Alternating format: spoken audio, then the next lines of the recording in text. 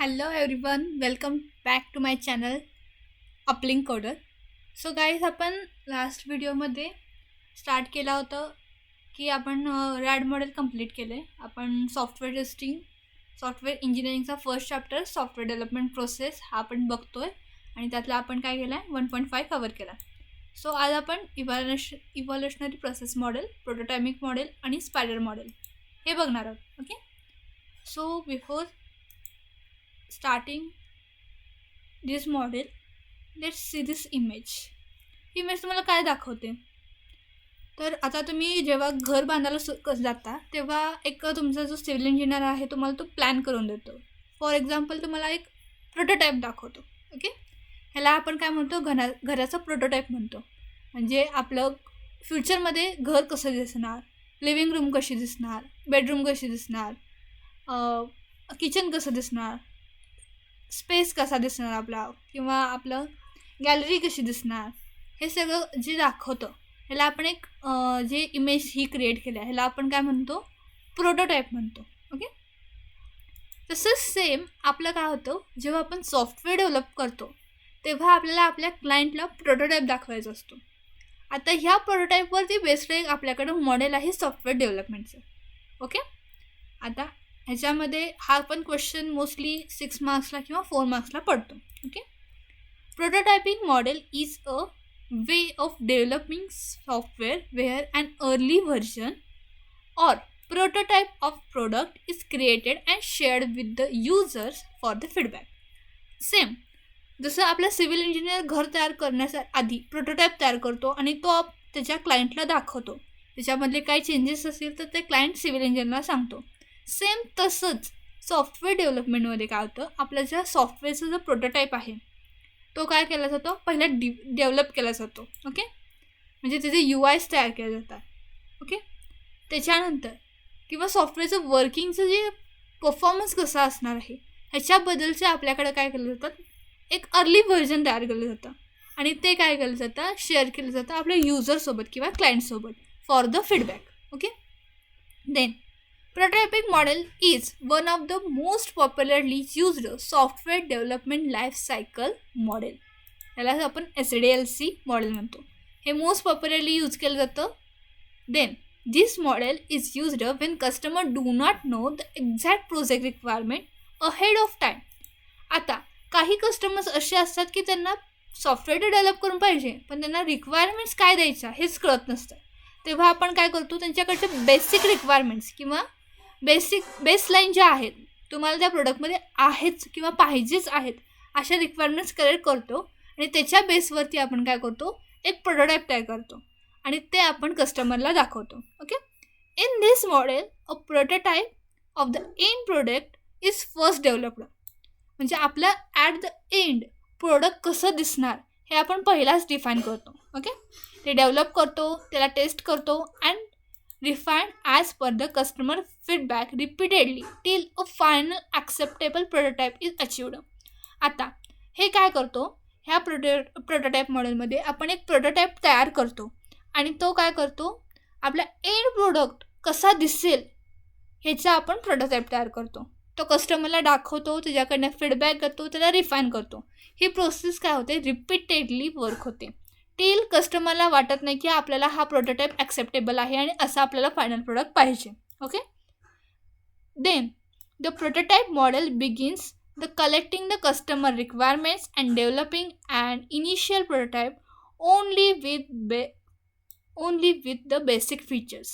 ह्याच्यामध्ये काय होतं, प्रोटोटायपिंग स्टार्ट कसं होतं, बेसिक फीचर्सनं स्टार्ट होतं, कस्टमरच्या ज्या बेसिक रिक्वायरमेंट्स आहेत. म्हणूनच म्हटलं आपण इथं काय म्हटलं, Wien customer do not know the exact requirement of the project. जेव्हा कस्टमरला त्याच्या रिक्वायरमेंट्सच माहीत नाहीत तेव्हा काय होतं, त्याचे बेसिक फीचर्स काय पाहिजेत हे आपण कस्टमरकडनं कलेक्ट करतो आणि त्याच्यावरती आपण प्रोटोटाईपचं डेव्हलपमेंट स्टार्ट करतो आणि मग prototype is repeatedly refined based on the customer feedback until the customer is satisfied and approves the final working model. ह्याच्यामध्ये काय करतो, आपण प्रोटोटाईपवरतीच जास्त वेळ काम करतो. म्हणजे प्रत्येक वेळी डेव्हलपमेंट न करता आपण फायनल आपल्याला काय पाहिजे हे पहिला प्रोटोटाईप तयार करतो. त्या फीडबॅकवरती बेस्ड आपण फायनल प्रोटोटाईप तयार झाला, कस्टमरकडनं अप्रूव्हल मिळालं की मगच आपण काय करतो, कोडिंग, टेस्टिंग आणि डेव्हलपमेंट स्टार्ट करतो. ओके, आता ही फेज मॉडेल आहे जी आपल्या प्रोटोटाईप मॉडेलची इम्पॉर्टंट डायग्राम आहे. ओके, आता रिक्वायरमेंट ॲनालिसिस कस्टमरला माहीतच नाही आहे की त्याला काय डेव्हलप करून पाहिजे, बट त्याला बेसिक रिक्वायरमेंट आहे की आपल्याला ह्या गोष्टी, आपल्या फीचर्स आपल्या सॉफ्टवेअरमध्ये पाहिजेच आहेत. सो त्या बेसिक ज्या काही रिक्वायरमेंट असेल ते काय करतो, रिक्वायरमेंट घेतो आणि त्याचं ॲनालिसिस तयार होतं. त्याच्या बेस्ड ऑन काय होतं, आपल्या सॉफ्टवेअरचं डिझाईन तयार होतं. ओके, हे डिझाईनमध्ये त्याच्यानंतर आपण काय करतो, प्रोटोटाईप तयार करतो आपल्या सॉफ्टवेअरचं. मग आपण काय करतो, कस्टमरला देतो की कस्टमरला इव्हॅल्युएट करायला. आता हे प्रोटोटाईपमध्ये जर कस्टमरला आणखी काही अपेक्षा असतील किंवा काही चेंजेस असतील त्याच्या अकॉर्डिंग काय करतो, आपण कस्टमरकडनं रिव्ह्यू घेतो आणि त्याला रिफाईन करतो. पुन्हा त्याचं डिझाईन तयार होतं, पुन्हा त्याचा प्रोटोटाईप तयार करतो आणि पुन्हा आपण कस्टमरकडे इव्हॅल्युएशन देतो. पुन्हा त्यात जर काही चेंजेस असतील तर पुन्हा त्याचा रिव्ह्यू आणि रिफाईन होतं आणि पुन्हा डिझाईनला जातं आणि पुन्हा prototyping, then customer evaluation. At the end ह्या पोझिशनला जेव्हा कस्टमर सॅटिस्फाय असेल विथ द प्रोटोटाईप, तेव्हा आपण काय करतो, कस्टमरचं अप्रुव्हल घेतो. त्याच्यानंतर कोडिंगचं डेव्हलपमेंट स्टार्ट होतं, त्याच्यानंतर टेस्टिंग होतं आपल्या सॉफ्टवेअरचं आणि देन रिलीज करतो आणि कस्टमर एंडला आपण काय करतो, सॉफ्टवेअर डिलिव्हर करतो, कस्टमरला त्याच्याबद्दलची सगळी माहिती प्रोव्हाइड करतो. This is all about the prototyping model. आत्तापर्यंतचे जे आपण मॉडेल शिकलो त्याच्यापेक्षा हे सगळ्यात चांगलं आणि बेस्ट मॉडेल आहे प्रोटोटायपिंग मॉडेल. ओके, देन आता प्रत्येक फेजबद्दलची इन्फॉर्मेशन आपल्याला विचारली जाते. Explain the phases in the prototyping model. Okay, आता requirement gathering and analysis. The developer collects and analyses the customer requirement by interacting with the users, understand their needs. त्यांना काय काय पाहिजे ते सगळं डेव्हलपर जो आहे तो कलेक्ट करतो. अँड क्विक डिझाईन, त्याचं डिझाईन आहे त्याच्या जागी आपण क्विक डिझाईन घेतो. The basic design of the system is prepared to provide a simple overview and serve the basis of the prototype. Prototype development करण्यासाठी जी कुठली डिझाईन लागत असेल ते काय करतो, क्विक डिझाईन डेव्हलप करून देतं. ओके, त्याच्यानंतर बिल्ड द प्रोटोटाईप. आपला काय होतं, working prototype with basic features in developed based on the quick design. म्हणजे कस्टमरच्या रिक्वायरमेंटनुसार क्विक डिझाईन तयार केलं जाते. क्विक डिझाईननंतर त्याच्यावरती प्रोटोटाईप डेव्हलप केलं जातं. त्याच्यानंतर काय होतं, user evaluation. The prototype is presented to the customer for the testing. Feedback is collected. कस्टमरसमोर आपण काय करतो, प्रोटोटाईप टेस्टिंगसाठी देतो, त्याचा फीडबॅक कलेक्ट करतो regarding its strength, weakness and required changes. तुम्हाला कुठल्या स्ट्रेंथ पॉईंट वाटल्या आहेत, कुठल्या चांगल्या पॉईंट वाटल्यात, कुठल्या वीक वाटतात आणि कुठल्या चेंजेस तुम्हाला पाहिजेत हे आपण काय करतो, युजरकडनं घेतो. Then refine the prototype. Prototype पुन्हा रिफाईन केला जातो, इम्प्रूव्ह केला जातो according to customer feedback until user is satisfied. आपला युजर सॅटिस्फाईड झालं हा मेन मोटो आहे आपला. Okay, then implement, maintain and the final product. After approval आपल्याला प्रोटोटाईपमध्ये अप्रुव्हल मिळालं की आपलं final software is developed, tested and deployed to the user and maintain regularly. Okay, हे झालं फायनल स्टेप. ओके, थोडक्यात काय तर आपल्याला कस्टमरचं सॅटिस्फॅक्शन घ्यायचं आहे. आधीच्या मॉडेलमध्ये कसं होत होतं की आपण मॉडेल्सवरती काम करत होतो आणि प्रत्येकाचं इंडिव्हिज्युअली डेव्हलपमेंट स्टार्ट करत होतो आणि प्रत्येक वेळेला आपण युजरला ज्या काही रिक्वायरमेंट्स आहेत किंवा काही इम्प्रूव्हमेंट्स आहेत ते विचारत होतो. पण त्याच्यामध्ये काय होत होतं, कोडिंगमध्ये आणि आपल्या टेस्टिंगमध्ये आपल्याला काय करायचं होतं, सारखं काम करायला लागत होतं. पण इथं काय होतं, आपल्याला एक फायनल प्रोटोटाईप मिळतो. म्हणजे आपल्याला काय पाहिजे आणि काय नको आहे ह्याचं एक क्लिअर कट आपल्याला एक इमेज मिळते. सो आपण काय करतो, बिफोर डेव्हलपमेंट आपल्याला काय कोडिंग करायचं आहे त्याच्या आधीच आपल्याला माहीत असते की आपल्याला कसं एंड प्रोडक्ट पाहिजे. Okay, this is all about prototype. Then spiral model. आता स्पायरल मॉडेलची डायग्राम बघूया आपण. ओके, आता स्पायरल मॉडेलचं वर्किंग एक स्पायरल शेपमध्ये दाखवलं. याच्यामध्ये काय होतं, कस्टमरबरोबर कम्युनिकेशन केलं जातं, प्लॅनिंग केलं जातं, कुठल्या रिस्क येतील ह्या नवीन पॉईंट आहे. रिस्क कुठल्या येतात त्याचं ॲनालिसिस केलं जातं. इंजिनिअरिंग म्हणजेच काय होतं, आपलं कोडिंग, बिल्डिंग, कन्स्ट्रक्शन होतं. ओके, त्याच्यानंतर कन्स्ट्रक्शन अँड रिलीज म्हणजे आपला प्रोडक्ट रिलीज केला जातो, कस्टमर इव्हॅल्युएट करतो, पुन्हा कस्टमरबरोबर कम्युनिकेशन केलं जातं, कुठल्या चेंजेस पाहिजे, पुन्हा प्लॅनिंग, पुन्हा रिस्क ॲनालिसिस. हे product until project entry point access. Sorry, ते एक्झिट पॉईंट पाहिजे. ही इमेजमध्ये थोडासा प्रॉब्लेम आहे. इथं काय होतं, आपल्या प्रोडक्टचं एक्झिट होतं म्हणजे कस्टमर सॅटिस्फाय झाल्यानंतर. Okay, then let's see what is in description. Spiral model is a combination of waterfall model and iterative model with strong focus on risk analysis. Spiral मॉडेलचं मेन पर्पज काय आहे की आपल्याला कुठलाही प्रकारचा रिस्क नको आहे आपल्या software डेव्हलपमेंटमध्ये.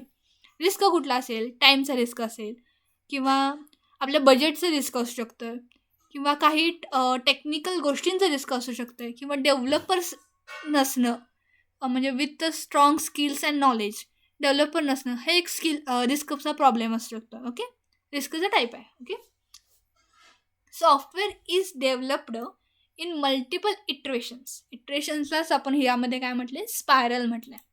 Wear each spiral adds new features and improvement in the existing system. आपल्या इटरेटिव्ह मॉडेलमध्ये प्रत्येक इटरेशन आहे ते काय करत होतं, न्यू फीचर ॲड करत होतं. तसं इथं प्रत्येक स्पायरल काय करतं, न्यू फीचर करतं ॲड आणि आपल्या एक्झिस्टिंग सिस्टीमला इम्प्रूव्ह करतं. Each iteration start with the design goal and ends with the customer review to evaluate the progress and provide feedback. Same आपल्या आधीच्या ह्याच्यासारखंच आहे, बट ह्याच्यामध्ये मेन डिफरन्स काय आहे, रिस्क ॲनालिसिसचा आहे. एवढाच पॉईंट आहे. त्यामुळे तुम्ही आधीचे काही जर डिस्क्रिप्शन यूज केलं तरी चालेल इथं. ओके, ह्याच्यामध्ये काय होतं, डिझाईन गोलनं स्टार्ट होतं प्रत्येक इटरेशन आणि कस्टमर रिव्ह्यूनं एंड होतं. The development begins with the small set of requirements and gradually includes additional requirements in each spiral until the software is complete. याच्यामध्ये काय होतं, स्मॉल सेट ऑफ रिक्वायरमेंट्सनं स्टार्ट होतं. सिमिलरली आपलं प्रोटोटाईपमध्ये कसं होतं, कस्टमरला माहीतच नाही की त्याला काय पाहिजे, सो तो काय करतो, त्याचे बेसिक रिक्वायरमेंट्स देतो. सिमिलरली आपल्या स्पायरल मॉडेलमध्ये पण काय होतं, स्मॉल त्याचे रिक्वायरमेंट्स आहेत ते आपण कस्टमरकडनं गोळा करतो आणि त्याच्यावरती ॲडिशनल रिक्वायरमेंट्स ॲड केल्या जातात in the spiral way. Okay, then software evolves through a series of releases. प्रत्येक वेळेला एक रिलीज तयार करतं. प्रत्येक स्पायरल कंप्लीट झालं की एक रिलीज तयार होतं आणि त्याच्यावरती काय करतं, कस्टमर आहे तो इव्हॅल्युएशन स्टार्ट करतो. Starting with the paper model or prototype and ending with the final fully functional software product. Okay, then ही डायग्राम आहे जी मोस्टली विचारली जाते आणि ह्या फेजेस आहेत. या 6 फेजेस इम्पॉर्टंट आहेत. त्या कशा वर्क होतात बघा. Customer communication, customer requirements are gathered, documented and analysed to check the project technical and financial feasibility. आता ह्याच्यामध्ये काय होतं, कस्टमरच्या रिक्वायरमेंट्स घेतल्या जातात, ॲनालाइज केल्या जातात, डॉक्युमेंट केल्या जातात आणि कस्टमर जे प्रोजेक्टच्या टेक्निकल रिक्वायरमेंट्स आहेत आणि फायनान्शियल किती खर्च येईल, किती आपल्याला डेव्हलपर्स लागतील, किती टेस्टर्स लागतील, याचं सगळं कॅल्क्युलेशन केलं जातं. Then project plan is prepared by analysing the requirements, scheduling task, resources, time and manpower. ह्याच्यामध्ये काय होतं, आपल्याला शेड्यूल करायचं आहे, आपल्याला कुठे ह्याच्यामध्ये डिवाईड करायचं आहे आपला टास्क, रिसोर्सेस कुठले कुठले लागणार आहेत, टाईम किती लागणार आहे आणि आपल्याला किती डेव्हलपमेंटसाठी ह्युमन मॅनपॉवर लागणार आहे. Okay, risk analysis. Possible risk are identified, analysed and suitable solution are planned to reduce the project risk. ह्याच्यामध्ये काय होतं, जे काही आपल्या प्रोजेक्ट सॉफ्टवेअर डेव्हलपमेंटमध्ये जे जे आपल्याला रिस्क येतील ह्याच्यामध्ये काय केलं जातात, आयडेंटिफाय केले जातात, ते ॲनालाइज केले जातात, म्हणजे किती डीपली ते अफेक्ट करू शकतात ह्याच्यासाठी आणि त्याच्यासाठी एक सोल्युशन, सुटेबल सोल्युशन जे रिक्वायर्ड आहे. जर रिस्क आली तर काय करायचं, ह्याच्यासाठी जे सुटेबल सोल्युशन्स आहेत, सर्व्हरवरचा रिस्क असेल किंवा डेव्हलपमेंटमधला रिस्क असेल, बजेटचा रिस्क असेल, तर त्याच्यावरती काय उपाय करायचे हे सगळे आपण आधीच ॲनालिसिस केलेलं असतं. Okay, the software is design, coded and tested, producing deliverables such as source code, design document and test report. आता काय केलं जातं, सॉफ्टवेअर आपला डिझाईन केला जातो, कोड केला जातो आणि टेस्ट केला जातो ह्या इंजिनिअरिंग फेजमध्ये. ओके, आणि आपला प्रोडक्ट डिलिव्हरेबल्स म्हणजे प्रोडक्ट डिलिव्हर करताना आपल्याला कुठले कुठले डॉक्युमेंट्स आपल्याला कस्टमरला द्यायचे, कोड आहे, डिझाईन डॉक्युमेंट आहे आणि टेस्ट रिपोर्ट आहे. हे सगळं आपल्याला कस्टमरला द्यावं लागतं. Okay. Then construction and release. The completed software is delivered to the customer along with the user manuals, instructions and technical support. कधी पण तुम्ही कुठलंही प्रोडक्ट घेता तेव्हा तुम्हाला युजर मॅन्युअल दिलं जातं, म्हणजे सॉफ्टवेअर कसं यूज करायचं ह्याच्याबद्दलची इन्फॉर्मेशन दिली जाते. सेम तसंच आपल्याला सॉफ्टवेअर डिलिव्हर करताना कस्टमरला त्याच्या बरोबर एक युजर मॅन्युअल द्यायचं आहे, इन्स्ट्रक्शन्स द्यायचे आहेत की कसं यूज करायचं आणि technical support. For example you are using a software but you don't know how to use it. म्हणजे काही सॉफ्टवेअरचं युझिंग जे आहे ते वेगळ्या पद्धतीचं असतं किंवा तुम्ही ते कधी यूजच केलेलं नसतं. त्यावेळेला तुम्ही काय करता, त्या कंपनी थ्रू मिळालेल्या जे मॅन्युअल्स आहेत किंवा टेक्निकल सपोर्टकडे जाता, म्हणजे कसं यूज करायचं. त्या कस्टमर केअरकडनं आपल्याला काय मिळतं, इन्फॉर्मेशन मिळते की आपल्याला कसं यूज करायचं. Okay. Then evaluation. The customer reviews the software and provides feedback. आता कस्टमर यूज करतो आणि त्याच्याबद्दलचे जे फीडबॅक आहेत ते प्रोव्हाइड करतो. If changes are needed the development cycle is repeated until the customer is satisfied. ह्याच्यामध्ये काय होतं, जर चेंजेस काही निघाले किंवा ड्रॉबॅक्स जर सॉफ्टवेअरमध्ये निघाले तर त्याच्यावरती आपली जी डेव्हलपमेंट टीम आहे ती पुन्हा एकदा काम करते आणि आपल्या कस्टमरला सॅटिस्फाय करण्यासाठी काम करत असते. ओके. आता सगळ्या मॉडेलचं मेन पर्पज हेच आहे की कस्टमर सॅटिस्फाय झाला पाहिजे. आणि प्रत्येक मॉडेलमध्ये एक थोडाफार चेंज आहे, म्हणजे डिस्क्रिप्शन बघितलं तर सिमिलरच आहे, बट त्या मॉडेलमधले जी वर्किंग आहे किंवा मॉडेलच्या फेजेस आहेत त्या थोड्या डिफरंट आहेत. त्याचा फक्त तुम्ही स्टडी केला ना तर तुम्हाला डिस्क्रिप्शन लिहिणं खूप सोपं आहे. ओके. सो गाईज, एवढ्या छान व्हिडिओसाठी एक लाईक तो बनत आहे. So please share with your friends. आणि तुमचे जर काही कमेंट्स असतील किंवा तुम्हाला काही रिक्वायरमेंट्स असतील तर त्या कमेंट सेक्शनमध्ये द्या. तुम्हाला काही इम्प्रूव्हमेंट हवे असेल तर ते पण कमेंट सेक्शनमध्ये द्या. Please like, share and subscribe my channel. Thank you so much.